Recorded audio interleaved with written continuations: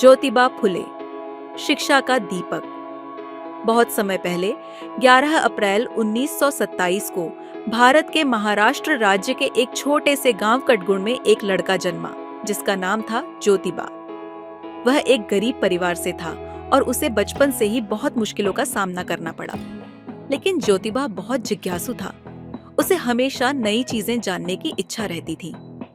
उस समय भारत में, खासकर महाराष्ट्र में, लड़कियों और निम्न जाति के लोगों को शिक्षा से दूर रखा जाता था। एक दिन जब ज्योतिबा स्कूल से लौट रहा था, उसने देखा कि एक लड़की सड़क के किनारे बैठी थी और उसकी आंखों में आंसू थे। उसने ज्योतिबा के हाथ में किताबें देखी और कहा, काश मैं भी पढ़ सकती। उस लड़की की आंखों में सपना था, पर समाज की बेड़ियों ने उसे रोक रखा था। ज्योतिबा का मन द्रवित हो गया। उसने उसी क्षण ठान लिया कि वह समाज की इन गलत परंपराओं को बदलेगा। जब ज्योतिबा 1848 में 21 साल का था, उसने अपनी पत्नी सावित्रीबाई फुले के साथ मिलकर पुणे में भारत का पहला बालिका विद्यालय खोला। यह एक बहुत ही साहसी कदम था। सावित्रीबाई भारत की पहली महिला शिक्षिका बनी। ज्योतिबा ने सावित्रीबाई को खुद पढ़ना लिखना सिखाया था ताकि वे दूसरों को शिक्षा दे सकें। गांव के लोग इस बदलाव के खिलाफ थे। उन्होंने ज्योतिबा और सावित्रीबाई को ताने मारे, उन पर कीचड़ फेंकी और स्कूल बंद कराने की बहुत कोशिश की। लेकिन ज्योतिबा कभी नहीं रुके। वह बच्चों से कहते, शिक्षा ही असली शक्ति है।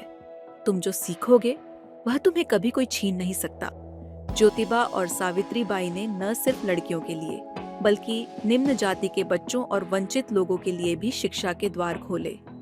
उन्होंने बताया कि सभी इंसान बराबर हैं और शिक्षा हर किसी का अधिकार है। उन्होंने समाज के भेदभाव और अंधविश्वास के खिलाफ आवाज उठाई। ज्योतिबा ने सत्यशोधक समाज की स्थापना की, जिसका उद्देश्य समाज में समानता और न्याय स्थापित करना था। उनके इस साहसिक कार्य ने लाखों लोगों के जीवन को बदला। ज्योतिबा ने हमें यह सिखाया कि जब हम किसी के लिए सही चीज करने की ठान लेते हैं, तो रास्ता चाहे कितना भी कठिन क्यों ना हो, हमें रुकना नहीं चाहिए।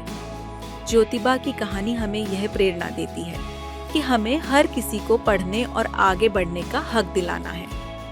इस तरह ज्योतिबा फुले ने शिक्षा का दीपक जलाकर पूरे समाज को रोशन किया। उनका जीवन इस बात का उदाहरण है कि एक इंसान की हिम्मत और दृढ़ संकल्प पूरी दुनिया बदल सकता है।